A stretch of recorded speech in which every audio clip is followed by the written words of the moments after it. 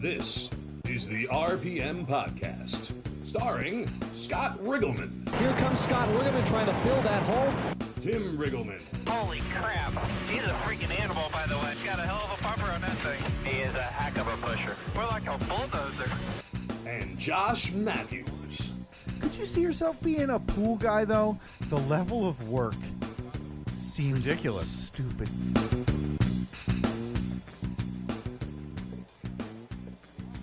And here we are again, episode 162 of the RPM Podcast. We're doing a live broadcast today. We're actually at the Motorsports Race Car and Trade Show in Oaks, Pennsylvania. It's January 18th, 2020. The Motorsports show has been going on for a few years now. It's sponsored by Pioneer Pole Buildings. My brother Tim was unable to make it because the weather is actually starting to get a little bad outside. It's starting to snow a little bit.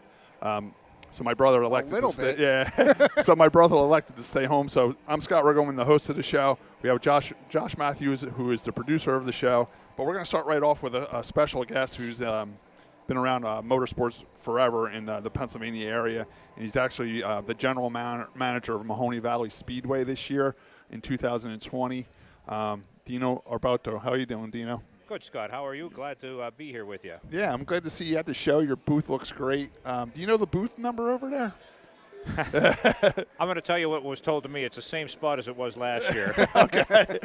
So wherever that is, his booth is here at the show. It's in the same spot it was last year. They got two beautiful race cars over there. You got a modified over there, I saw. Yeah, that's Bobby Jones's 2019 championship car, completely redone up this year. Bobby, very proud of the way that came out. As you could see, it looks immaculate. And big difference that you noticed from last year to this year with our cars is that there's a different tire brand on those vehicles. I did notice that. What did you guys run last year first? So for the last couple years, we had been an American Racer tire track, and it was a good relationship that we had with them. But getting feedback this past year, we did an extensive survey with our drivers, with our teams.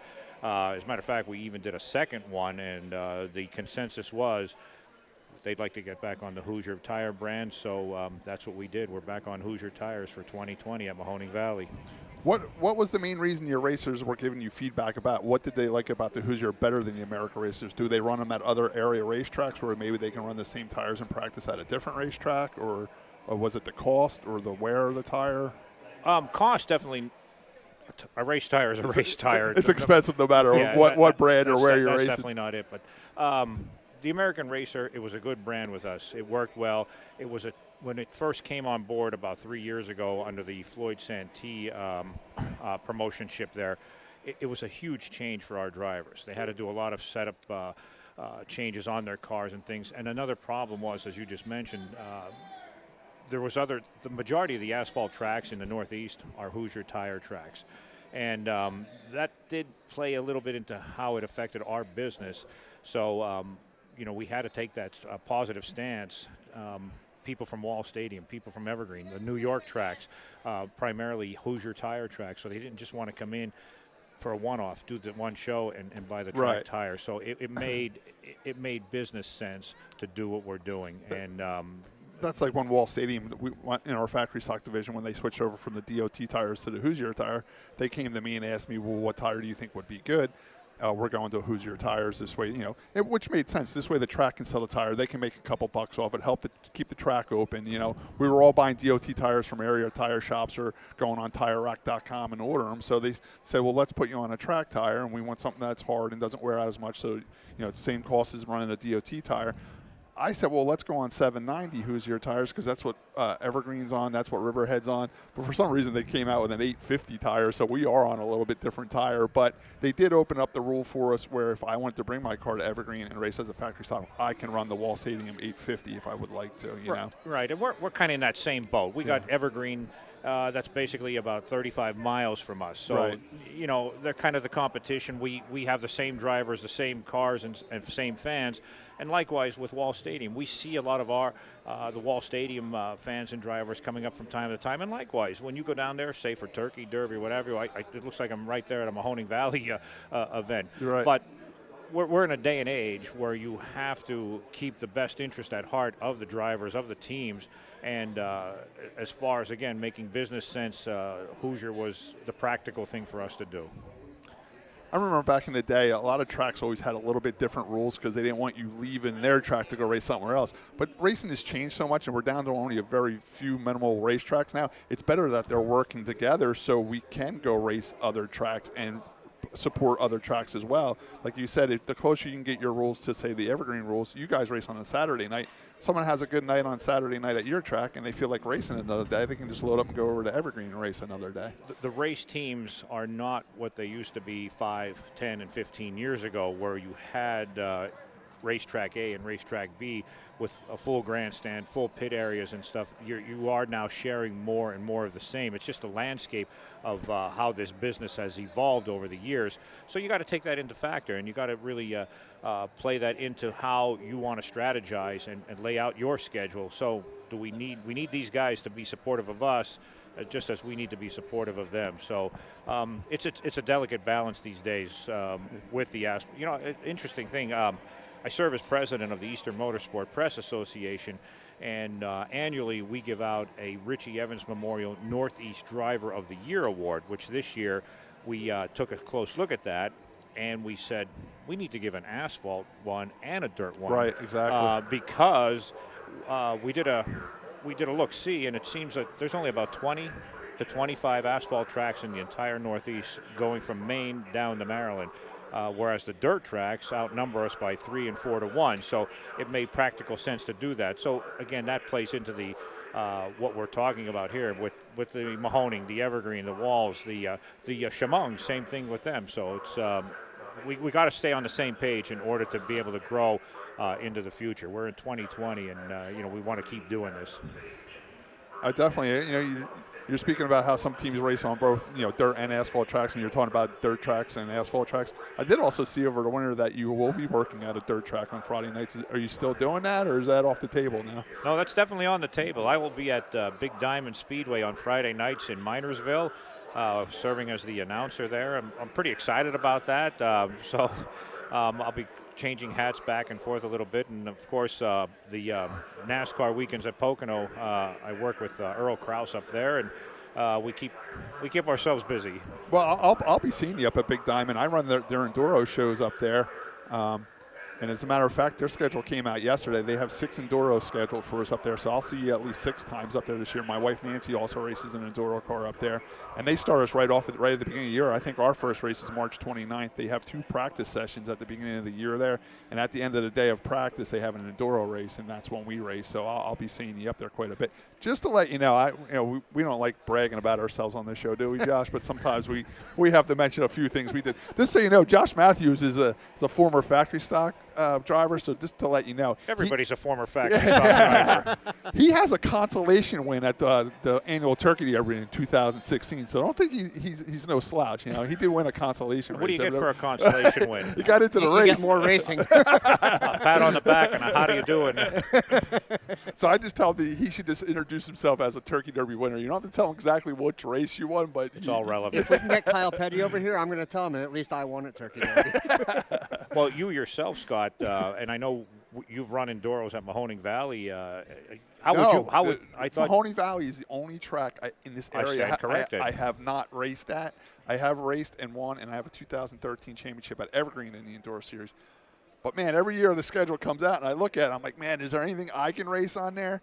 And, we're talking how tracks need to start working together. There's also in this area called Outlaw Enduro Series, they race at Grandview, and they a lot of the tracks use their rules. And finally, this year at Evergreen, they went to the Outlaw Enduro Series rules, so the Outlaw Enduro Series guys can come there and use the same rules package.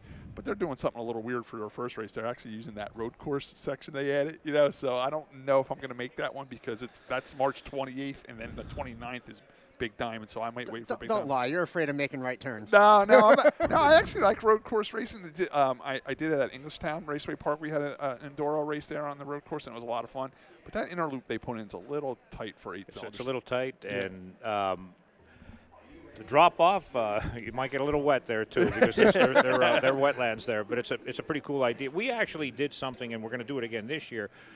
Big in the area, in the Lehighton area, they have junk car races. Right. And I guess the best way to describe that is the original style of enduro race, car. yep.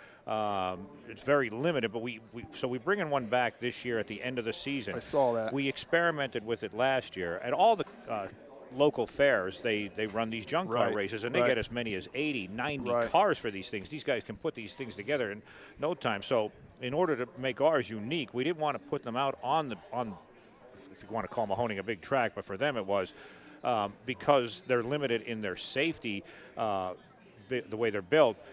We redesigned Mahoning Valley to be a road course of sorts, and we threw a chicane in here. We put them on the let them run through the backstretch exit lane, and even though we were limited in the number of cars, it was a little light turnout. It was probably one of the most exciting races. There was 3-4 lead changes just on the final lap. We had cars flipping over. The finish came down to a photo shoot. It was an amazing thing. So we're excited about that.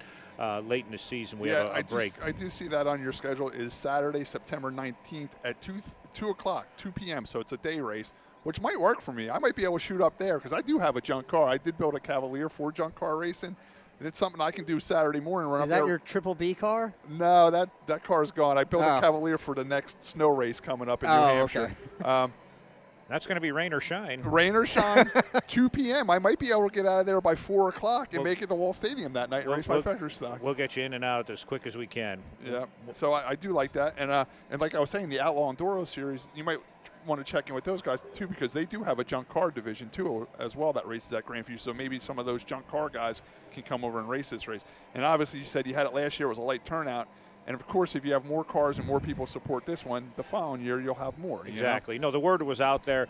It was kind of put together rather quickly. So we just tested the waters on that thing, and the word has spread, and we're excited about that. And plus, with that being the only thing on that schedule that day, that doesn't mean we couldn't bring in an Enduro or something else of that nature. Right, so, right. Whatever it takes to get Scott Riegelman to Mahoning Valley. The red carpet.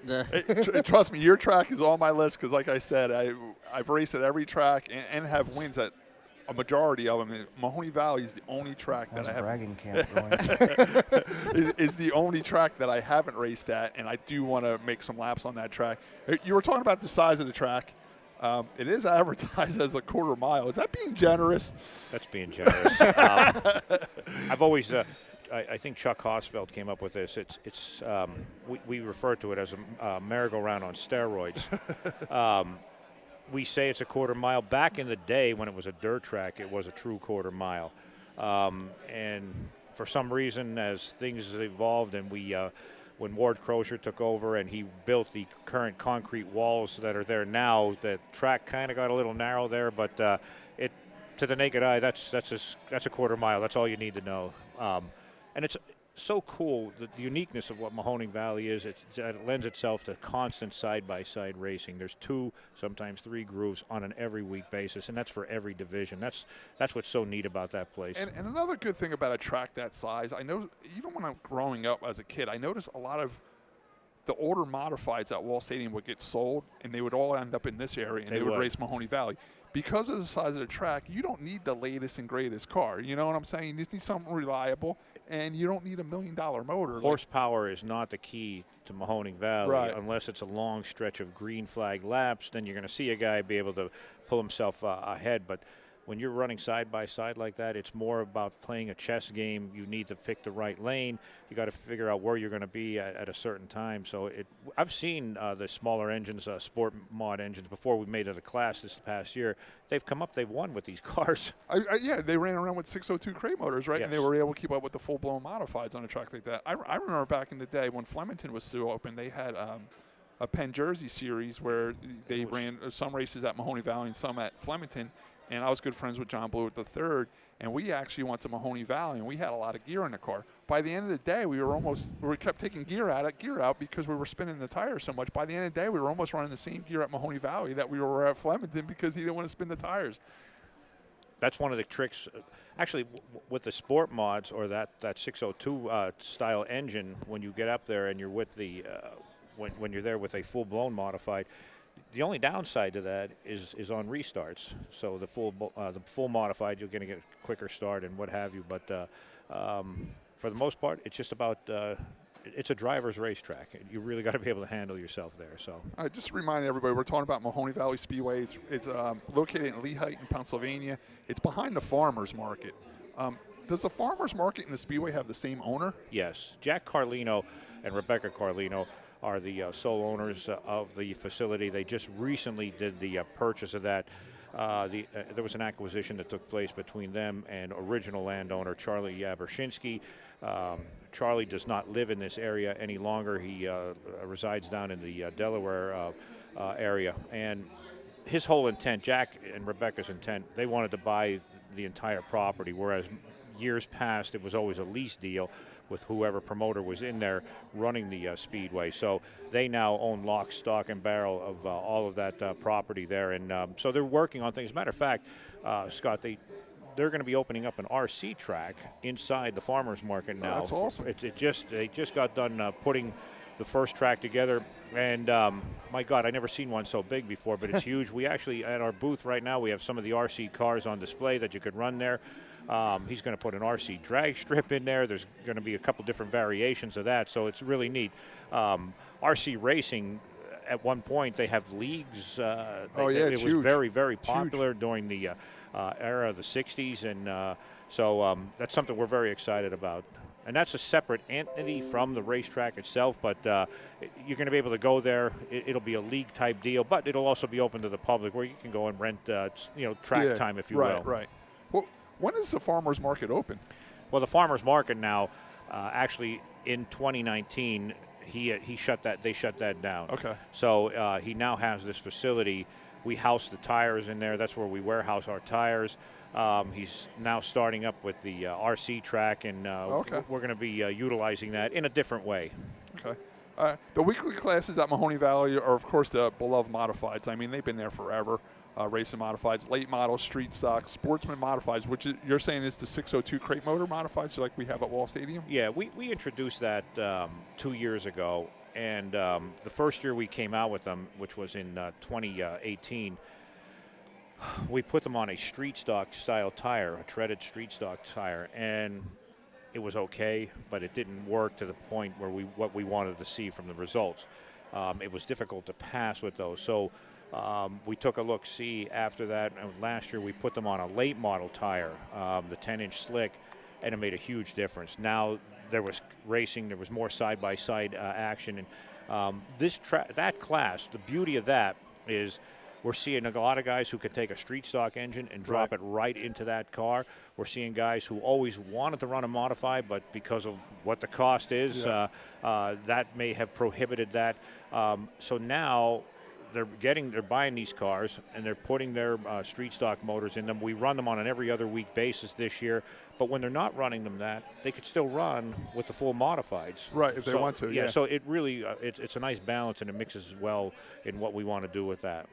And plus, if you win a bunch of sportsman races, and then by then you might want to move up to the modified division. It's like a feeder division. And you already have a car. You already have a car. It's just a matter of changing tires. All right, and then you have the Pro 4 and then the hobby stocks. What's the difference there between a Pro 4? So the Pro 4 was introduced in 1988 by Ward Crozier. It was his version of the entry-level class at that time, 4-cylinder. It's a rear wheel drive 4-cylinder style car. I know these guys built beautiful Pinto race cars up there, and they still do. I don't know where they come from, but in all of the United States, if you're looking for them, they're in Lehigh, Pennsylvania. That's where our good friend Ryan Flores, he started his racing career up there. Him and his father built a Pinto way back in the day, and now he's winning all these indoor races, and he's down south working at Penske. Ryan, as a matter of fact, comes to all the Mahoning races when he's working at Pocono for those weekends. But you can consider those a mini street stock or a mini late model.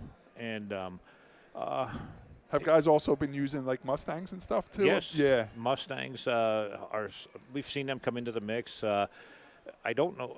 They're starting to make their own body parts and stuff like this. It may not look quite like a Pinto anymore, but it still is there. All right. So you're saying that the Pro 4 4-cylinder. It's a 4-cylinder rear-wheel drive car, Correct. not a front-wheel drive car. No, which is the hobby stock. Which is the hobby stock, which are more available, and there's tons of them. Cavaliers, Dodge Neons, the list goes on and on. At Mahoning Valley, we have guys, I swear to God, they drove that car in the morning, and that evening they are race cars. Right. That they put them out like there's Right. nothing. Well, I was just telling Josh, I'm actually building one of them now. I got a Cavalier.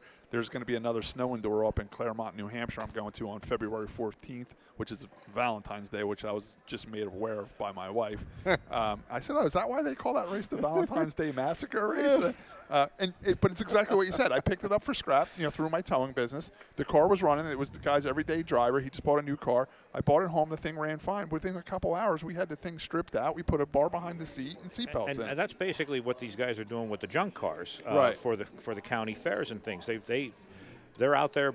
They're not crushing them anymore, and they're winding up as race cars. So it's a pretty neat deal. As a matter of fact, our hobby stocks this year, we are re-looking at them, and we're thinking of starting a complete rookie division, because that is the most affordable and entry-level class to get into racing at Mahoning Valley. And where we are, we have a number of quarter-midget tracks, and those guys, those kids are wanting to go somewhere, and we're kind of leaning them into that division. So we're seeing the fact that there is experienced drivers in the hobby stocks, and they probably should not be racing out there Right. with 13 and 14-year-old kids either. We had the same problems when the factory stocks racing. Had? Was well, I'm just saying. Now it's not an entry-level class. I mean, that's what I'm saying. I mean, I've been racing forever, and I'm in the factory stock division. Sometimes you just got to race where you can afford to race. Yeah.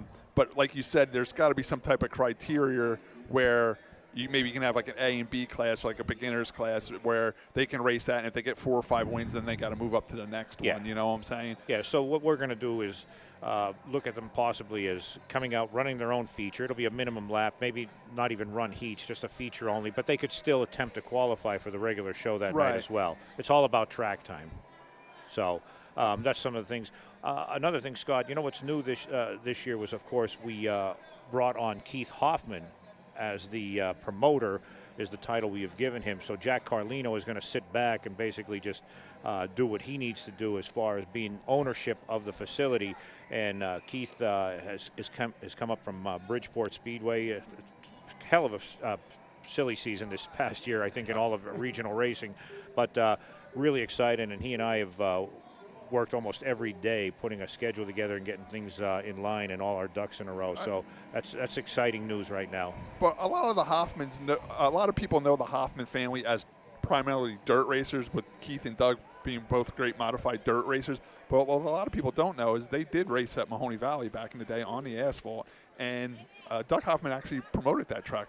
Doug was the promoter there for quite a while. As a matter of fact, with the late Alex Friesen, and there was a couple of other partners in there that were involved as well. But he took over as the sole promoter in 2005, and he promoted it up until 2011, before Floyd Santee had taken over.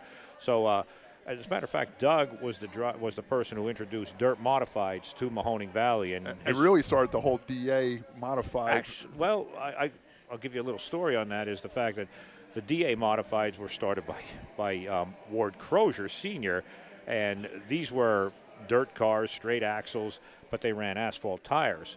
At the end of 2005, Doug had the idea, I'm going to run dirt cars on an asphalt track with their dirt setup, with their dirt tires. And it was quite a phenomenal show. He actually went out and won the thing. I'm sure. Perfect division for him to go out and win in, that's for sure. His brother Keith has raced and won there, but the dirt cars had a nice stint up until last year. And so you don't see them on our schedule. They kind of ran their course, so we had to reevaluate what we did there. But that doesn't mean it's a never say never thing, because Keith, of course, being a heart and soul of dirt modified style racing, we are looking at possibly maybe doing a one-off show late in the year. Right, and he still owns the Hoffman Brothers Speed Shop, which is not too far from Mahoning Valley, right? Right. As a matter of fact, he has a booth set up here at Motorsports this weekend, so he's wearing the two hats, one as promoter of Mahoning Valley, and of course the Hoffman Brothers Speed Shop, which is located just off Route 100, not far off of 309. And one of the things that Keith brought to the table this year you always, as short tracks, we're in a tough business where you have to promote and you got to always think outside the track, outside the box. We came up with the Hall of Fame series, and what that entails is when this first came out, not to interrupt you, I said this has got Dino's name written all over it. This idea here sounds like Dino to the T. In Allentown, Pennsylvania, they have the America on Wheels Museum, and each year they have a Dorney Park, Mahoning Valley Speedway Hall of Fame induction ceremony. Now, Dorney Park closed in 1986. In 1987, all the Dorney Park people went over to Mahoning Valley, which reopened under Ward and Dottie Crozier. I tell you what, so it's still alive and well.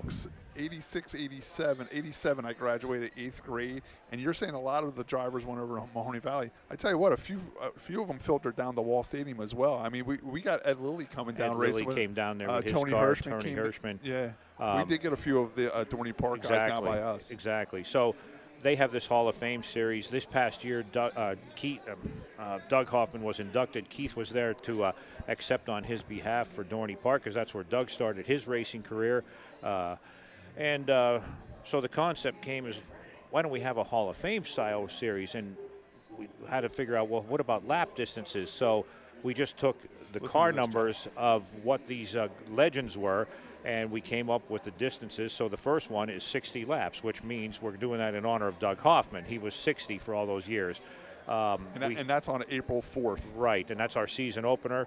And the next one will be we have a 77 lapper in honor of Peepers Yerger. We have an 81 lapper in honor of the great George Womble. The 85 lap distance is in honor of Marvin Bartholomew, and we close it out with the Hal Reniger race, which is a 99 lapper. And notice some. Oh, go ahead. You pretty much have them in numerical order where they get longer and longer in distance as the year goes on, which is a great idea. We when this came out, we actually talked about this on our podcast a couple weeks ago, and I explained to the Wall Stadium people it'd be like us doing this at Wall Stadium, and we'd have a 99-lap Jamie Tomeno modified race. That's how I kind of explained it to our listeners. I think it's a great idea. I mean, a lot of people went to this new poker series style thing as kind of a way to have like a 5 or 6 race deal. You went with a Hall of Fame way, and I think it's a great idea. And Doug Hoffman is the one who came up with the Hall of Fame, with the poker series. Yeah, right. So when he left Mahoning Valley, he took that down to Bridgeport with him. So it kind of stuck with them. So.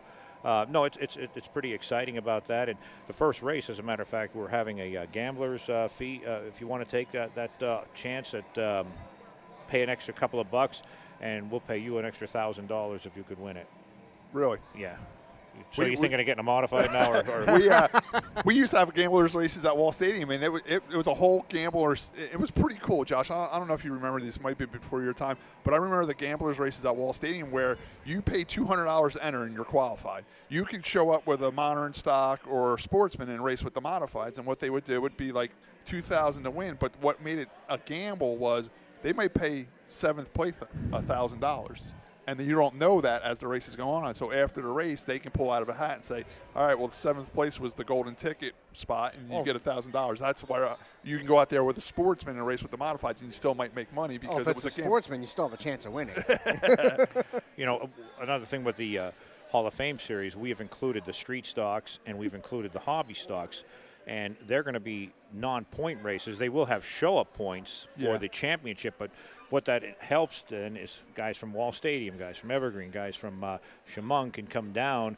There'll be draw races, and you don't have to worry about handicapping for the regulars, so it entices them to come down and be a part of it too. And Wall Stadium kind of did that this year too, where they had a lot of time trial races for the modified, so people from out of state could come and they don't have to worry about starting last and stuff like that. They have a shot at qualifying and starting up front. Sometimes these handicap systems deter people from coming and racing, and so when you make it like a non-points, a time trial race or a draw for position race, everybody has an even shot at it. Yeah, you need to take care of your regulars, which we do, and that's why we're offering the 50 show-up. It'll be 50 show-up points that we give these guys towards those racing for championships, which is important. But then we've already gotten calls from a lot of other guys from outside of the area that would like to come down and give it a shot, and so that's why we're allowing that. So I think it's going to be a great series. and the feedback has been very exciting about it. What's the cost to get on your track on a Saturday night, a regular Saturday night? A regular show is $14, which is very competitive and very reasonable. And for the bigger shows, it's going to be most likely under $20.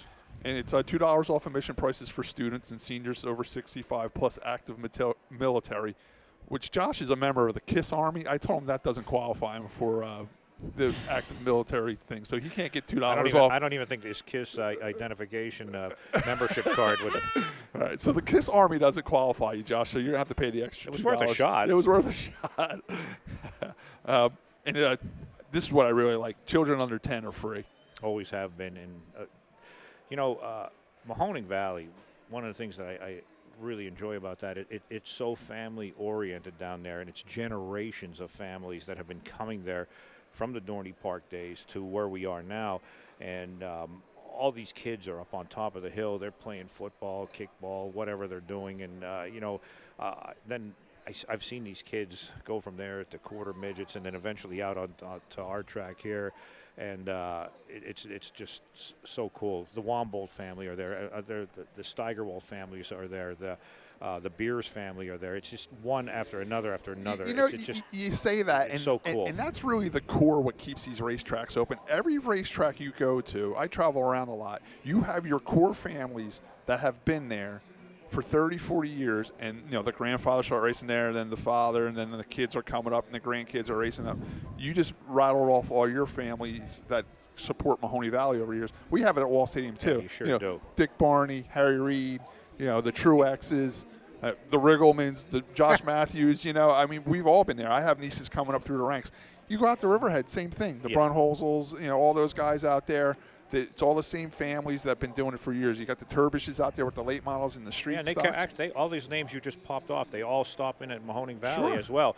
And that's what's important about what short track racing is all about in this day and age as compared to other stick and ball type sports. We are very family oriented, very family generated in order to get that business out there. So we need to rely on that. We got to take care of these people, but we still need to look at how to bring in the new fan as well because of the day and age we're in. Now, looking at your schedule, you got a pretty long season. You're going to try to start. Would you believe we shortened our schedule? Did you really? We did. You're going to try to have a test session March 14th, which might be a little iffy with the weather. March 14th, and it goes right to October 9th is your it's a rain date, but your last race is October 3rd, and something really stands out. And we talked about this on our show a couple weeks ago too, Josh, when this came out. It definitely caught our attention. On October 3rd, you guys are going to have the Race of Champions there, the ROC Modifieds, which is a great touring division. We like the idea because we live in New Jersey. For us to go see an ROC race, we'd have to drive 5-6 hours up into upstate New York. Now they're dipping down out of New York State, their comfort zone, down into mid-Pennsylvania, where people from New Jersey now can drive up and go watch an ROC race. This is exciting news for us. The ROC has had a great relationship over the years coming to Mahoning Valley when they used to run the qualifiers under the Joe Gerber era, and then obviously when they just made it regular point races and made it a tour throughout the year. But it's so cool because we have the tour regulars versus the Mahoning Valley guys, and those guys, when they come to that track, it is almost like a thorn in their side because it's that one track that they really want to conquer, but they know when they come there, they have to battle the regulars, and it turns out to be a whale of a race. We get a great crowd, we get a lot of excitement, and the drivers just love it. And what's so cool about this year, Scott, is that traditionally the Race of Champions, the 250, the second longest running race, second only to the Indianapolis 500 as far as terms of length goes, will now conclude their point season not at Lake Erie for the 250, but at Mahoning Valley for the Hal Reniger Memorial 99. And 2 weeks ago when we mentioned this on our podcast, I explained it to our listeners as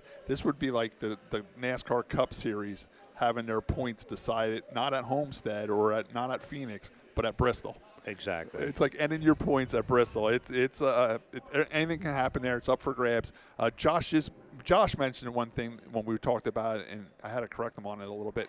He said he liked the idea you guys having the Race of Champions, their final points race at Mahoning Valley, because it's a neutral track and none of the ROC guys know that track. And I had to correct them. I said, nah, it's kind of a home field advantage for a guy like Matt Hirschman. Well, and you got to keep him in mind. Eric Beers will be there. He's going to be coming back this year. And interestingly enough, they both live on Mud Lane in Northampton. I know. It's, there's some, I don't know what it is in the water up there, but Matt Hirschman, he runs all the big money races. You saw what he did at Wall Stadium this past year. He absolutely owned it. And he comes there, and now you're going to have Eric Beers. The last time Eric Beers won a race was 2 years ago at Mahoning Valley, and it was his 100th career race. But he has ROC wins there. So does Matty and Earl Pauls. Earl is Earl, of course. There's a reason we call him the Hurricane. But again, it's those guys that have to compete. They're excited about this, but when you got the ROC guys coming in, it just throws a mix. It throws a twist into everything, and I think it's going to be an awesome event. It always is. We notice our fans coming down from New York, the ones that follow that tour, and we get the Jersey people that'll come up in that. So it's actually worked out that we know we're not conflicting with anybody either. So I wouldn't be too surprised to see some wall guys come up for that as well. I think the hardest part you're going to have that night and your biggest challenges, number one, is fitting all the people in the grandstands. I think it's going to be a sold-out show. Number two, I like the sound of that. And number two, fitting those big haulers in the pits. Mahoning Valley has a unique pits. They're built on the side of a hill, so the pits are kind of tiered up the hill there, so that might be a little bit of a challenge, but I guess he'll keep the bigger haulers whatever up top. It takes. Yeah, whatever it takes. We'll park them in the infield if we have to. We've already parked them out in the parking lot. That's how many cars have overflowed there, so we'll do whatever it takes. With the ROC being there, what would the cost of a ticket on that night be? I can't give you a definite right now, but like I said, we're trying to keep everything within a reason, and so if it's around a $20 price tag, I think that'll work. See, we're doing actually a 2-day show that weekend. On Friday night, we're going to be running time dashes for the 3 primary classes that will run Saturday, which will be the modifieds, the street stocks, and the hobby stocks.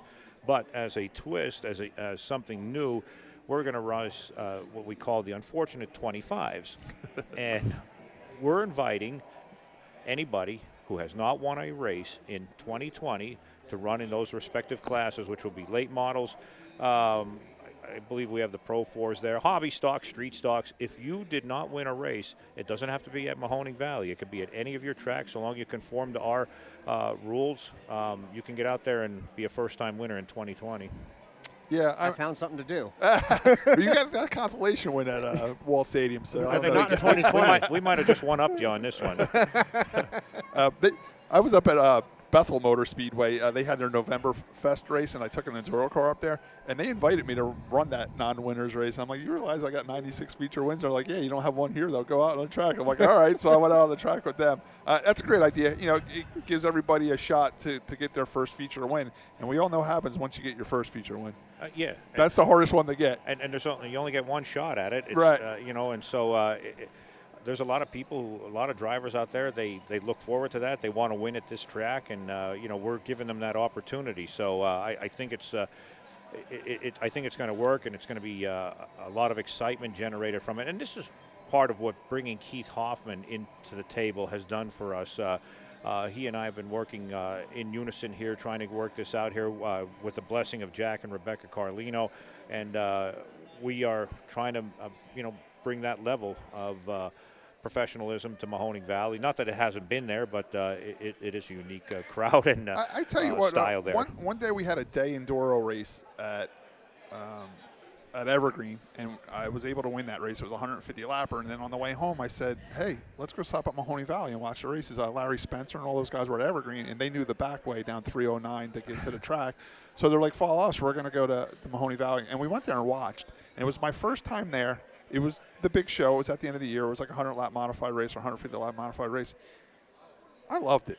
Absolutely loved it. It's like I've been to Bristol for the Cup races, and I understand why all the NASCAR fans say, why don't they build more Bristols? Because, the Cup guys go to Charlotte or Daytona, and the race cars seem so far away. You go to Bristol, they're right there in your lap. Same at Mahoning Valley. Yeah. Like, you can literally watch the whole racetrack and not move your head from side to side, you know? Like, and it was, even when you went down to interview the winner, you guys even had the drivers come out and pick for their starting spots. They were right there. They were right there. You know what I'm saying? The action's right at your fingertips, and it was great racing.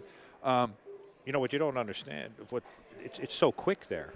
Yeah, the modifieds are run 9-10-second laps. The TQs, we have them coming in again this year. The American Three-Quarter Mitchell Racing Association. There's a reason they don't run on the big track at that wall anymore. Yeah. At Mahoning Valley, they have the fastest recorded time there, 8.7 seconds. That's over 100 miles an hour. That might not seem like much in a race car, but at Mahoning Valley, it's a lot. It's a lot. That's breakneck speeds there, and they're passing, and they're going caution free. I remember one time we did twin 25s there with the TQs. Both races were caution free. They took less than 4 or 5 minutes. It took us longer to do the on-track interviews than it did to run those features. So it's like watching slot cars there. But I love having the TQs with us there, and they bring their own style, and as long as we're running there, we always enjoy having them as part of our yearly schedule. Now, one thing we like to talk about before we let you go, I know you're busy at your own booth, and we really appreciate your time here with us today.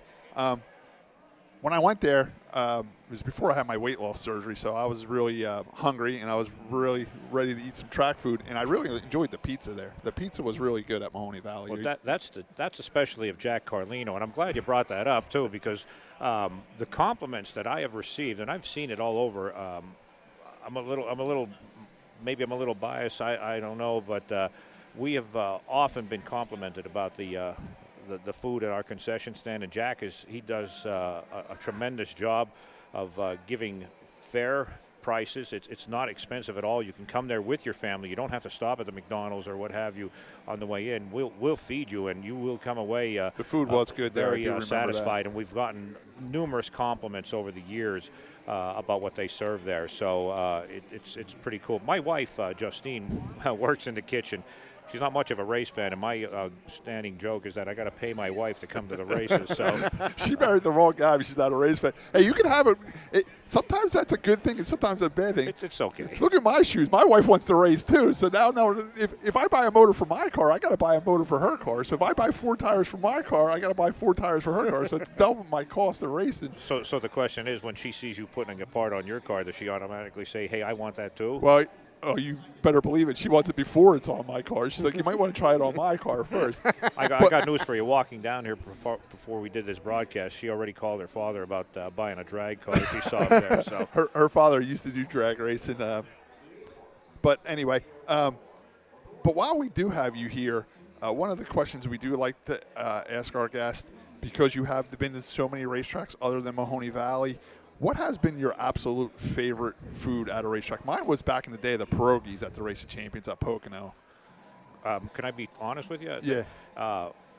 There's a sausage hoagie down at Wall Stadium. They didn't have it this past year, but man, that was really, really good. I really dig that one.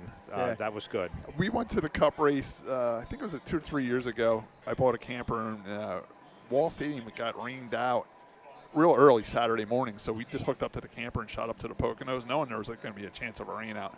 But I went to go anyway, and we did get to watch the truck race. And when I was over on the grandstand side, I wanted to get back to my childhood from sitting in the grandstands watching the Race of Champions Modified. So I wanted to sit there and watch the races eating pierogies. I walked that whole racetrack, and they don't sell pierogies there anymore. So I was a little disappointed in that. So you're going with the sausage sandwich at Wall Stadium. I mean, we've had some great ones. I mean, we've had people saying, fried bologna sandwiches down south and stuff like that, As long as it's not boiled peanuts, you're okay with Scott. Yeah, we stay away from the boiled peanuts. You know what? I'm on board with you with that. We went to do Suburban. I tried the boiled peanuts. Yeah, and I threw them in the garbage. Them down there, too. And it's like, it's just, I'm not buying it, so. All right, Dino, my peanuts shouldn't be boiled. We really, really appreciate your time. It was great having you on here. We should have this up by Monday or so. We'll let you know when it comes on. I'll put the pressure on, thanks. Yeah. Even if you want to call during the year, update us on how your season's going. If you got a big race coming up and you want to promote it, you're more than welcome to come on the show. We usually tape it on Monday nights around 8 o'clock, but that's 8:30, 9 sometimes. Sometimes Tuesday, All right, we really appreciate you coming on, and enjoy the show. Scott, thank you very much. Thank this you. was fantastic, and I appreciate that, and hope to see everybody at Mahoning Valley in 2020. hope so. Maybe we'll do a podcast from Mahoning Valley one day. More than welcome. Just say the word. We can make a trip up there. We're very accommodable up there, so we'll work with you. You work with us, we'll work with you. You guys got Wi-Fi up there? Sometimes that's hard to find in Pennsylvania. Like I said, you come up there, we'll work with you, you work with us. So. All right, Dino, thank you very much. Thank you, guys. Thank you. Have a good one.